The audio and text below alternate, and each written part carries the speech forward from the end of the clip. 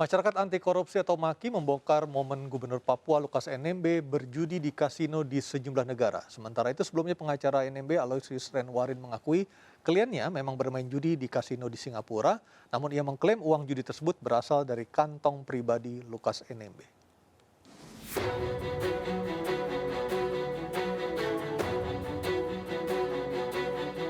Momen Gubernur Papua Lukas NMB bermain judi di kasino diungkap oleh Koordinator Masyarakat Anti Korupsi Boyamin Saiman. Berdasarkan video yang diterima dari MAKI, Lukas NMB berjalan dengan seorang wanita di Changi Airport, Singapura. Selain itu ada juga foto Lukas NMB sedang bermain di kasino. Foto ini tertanggal 19 Juli 2022. Ada juga video Lukas NMB bersama sejumlah perempuan menggunakan kursi roda di sebuah restoran dan pusat perbelanjaan. Boyamin Saiman juga mengungkap beberapa tempat judi yang menjadi favorit Gubernur Papua ini. Di antaranya Solai Resort and Casino Entertainment City di Manila, Filipina. Di Malaysia, Kasino Genting Highland, dan di Singapura, Crockford Sentosa. Dan Pak Lukas ini mulai bulan Desember 2021 hingga Agustus 2022 ada yang bahkan sampai ke Australia, ke Jerman, dan juga Singapura, Malaysia, jalan darat, balik lagi Singapura untuk diduga bermain judi, ke Manila juga bermain judi. Jadi menurut saya cukup sehat. Jadi berkaitan dengan rencana pemanggilan KPK mestinya bisa didatangi. Dan juga permainan judi tadi itu diduga malah di ruang-ruang VIP. Di Genting Highland itu kami punya fotonya itu di ruang VIP yang khusus itu. Karena artinya untuk level tinggi. Terkait temuan MAKI ini, pengacara Lukas NMB Stefanus Roy Rening menolak berkomentar. Ia mengatakan pihaknya akan menggelar konferensi pers besok. Sementara sebelumnya pengacara NMB Aloysius Renwarin mengakui kliennya bermain judi di kasino Singapura. Namun Aloysius mengklaim uang judi tersebut berasal dari kantong pribadi. Bang Rifai, kalau kita lihat foto-foto barusan yang dirilis oleh MAKI menunjukkan sebenarnya Pak Lukas sehat-sehat saja, masih bisa bermain judi, masih bisa jalan-jalan ke luar negeri. Artinya tidak ada alasan juga bagi Pak Lukas untuk tidak memenuhi panggilan KPK. Konfirmasi Anda tentang foto-foto tadi seperti apa, iya, Bang Rifai? Saya kira ini sangat berbahaya begitu ya. Dalam artian bahwa kita sudah berhubungan dengan KPK dan KPK sedang berproses penyidikan terhadap kasus gratifikasi.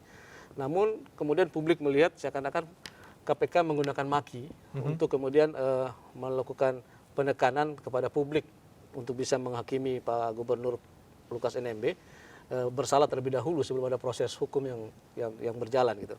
Nah, oleh karena itu saya kira hal-hal seperti ini kan MAKI kemudian sampaikan bahwa foto, video dan sebagainya didapatkan dari orang dalam. Ini juga sesuatu yang hoax yang bisa membuat kemudian ada keretakan di Papua, tanah Papua khususnya, bahwa seakan-akan orang yang mengelilingi Pak Gubernur itu tidak steril semuanya. Nah, seperti itu. Jadi saya kira hal-hal seperti ini yang saya sampaikan tadi, trial by the press ini terjadi dan itu merupakan sesuatu yang membunuh hak-hak dasar dari Pak Lukas NMB sendiri sebagai gubernur.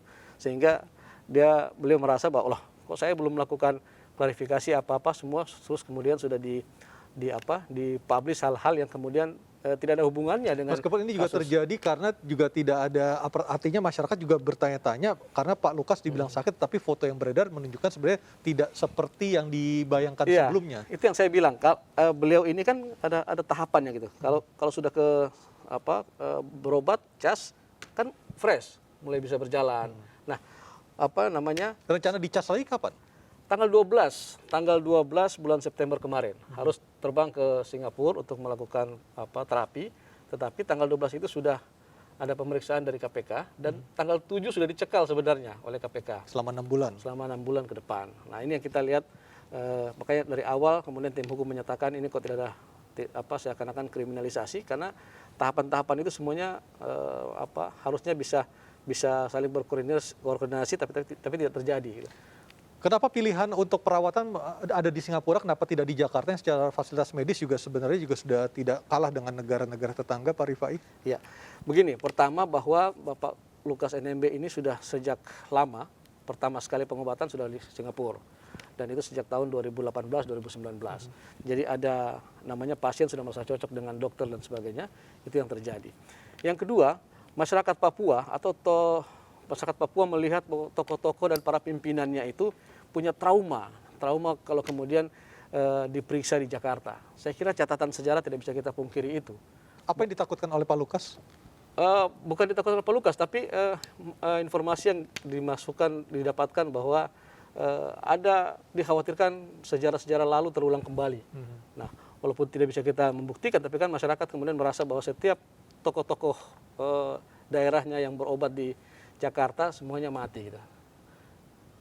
Kita mau bicara apa kalau begitu, kalau mereka sampaikan seperti itu. Nah, sehingga terakhir adalah wakil gubernur Papua, Bapak Clementinal. Nah, saat setelah Bapak Clementinal berobat di Jakarta dan Pak Lukas di Singapura, Pak Lukas sehat gitu. Nah, Pak Clementinal meninggal. Nah, ini saya kira ini persepsi daripada masyarakat, perasaan daripada masyarakat Papua terhadap pimpinannya melihat kejadian-kejadian seperti ini. Sehingga wajar kemudian itu menjadi pilihan. Mas Ali, apakah KPK akan mempergunakan foto-foto yang dirilis oleh Maki sebagai bahan pertimbangan dalam pemeriksaan Gubernur Lukas NMB nantinya?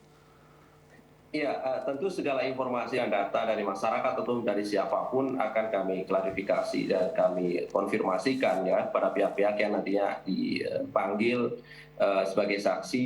Dan ya terutama sebenarnya ketika kami memanggil tersangka untuk hadir di Gedung Merah Putih KPK adalah kesempatan yang diberikan oleh KPK untuk dapat menjelaskan secara langsung fakta-fakta ada yang ia alami kan gitu ya. Jadi bukan di ruang-ruang publik yang disampaikan karena itu adalah bukan bagian dari pembuktian suatu perkara. Pembuktian suatu perkara tentu harus disampaikan di hadapan langsung penegak hukum, dalam hal ini adalah tim penyidik KPK.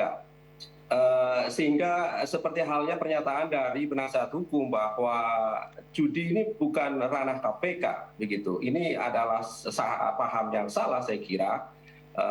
Karena tentu kita tahu judi adalah ranah pidana umum, tapi dalam hal ini tentu KPK berbicara ada banyak modus dan cara di dalam melakukan tindak pidana korupsi, suap, gratifikasi, dan pengembangannya yang kemudian banyak perkara yang ditangani oleh KPK yang pada ujungnya pada tindak pidana pencucian uang misalnya.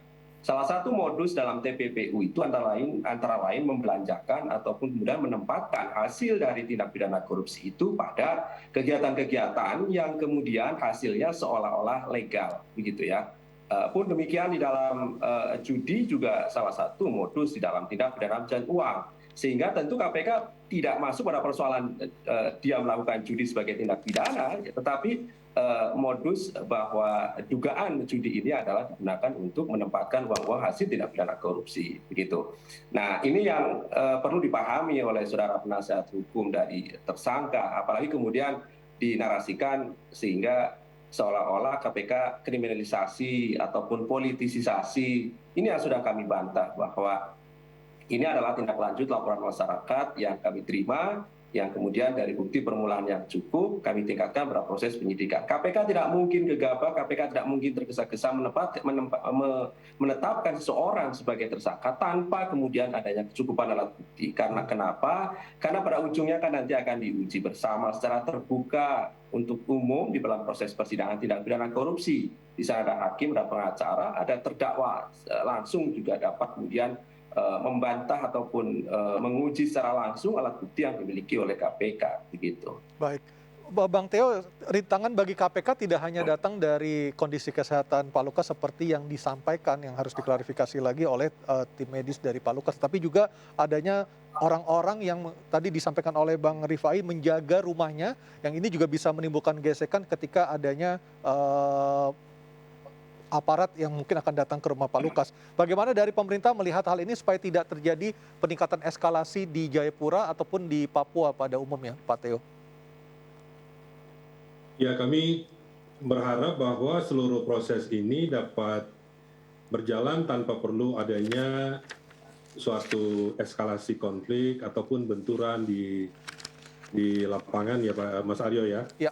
Dan diharapkan bahwa para tokoh, para pemimpin dapat memberikan pengertian, dapat memberikan pemahaman kepada masyarakat dalam rangka mereka bisa memahami mengenai proses yang sedang berlangsung.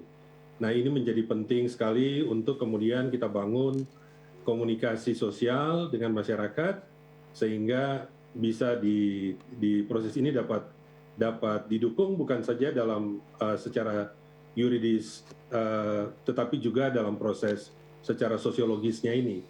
Jadi ini kita berharap bahwa para tokoh masyarakat, kemudian para pemimpin di masyarakat dapat memberikan pengertian dan pemahaman kepada masyarakat. Baik. Baik Pak Tio, terima kasih untuk waktunya bergabung bersama kami di MNC News Prime. Mas Ali Fikri juga terima kasih, dan Bang Rifai Darus juga terima kasih untuk waktunya. Kita masih menunggu seperti apa nanti kasus ini terus bergulir. Kita akan lihat apakah Pak Lukas NMB bisa memenuhi panggilan dari KPK atau tidak. Dan pemirsa, MNC News Prime akan kembali dengan dialog spesial Abraham Silaban bersama Menteri BUMN Erick Thohir. Tetaplah bersama kami.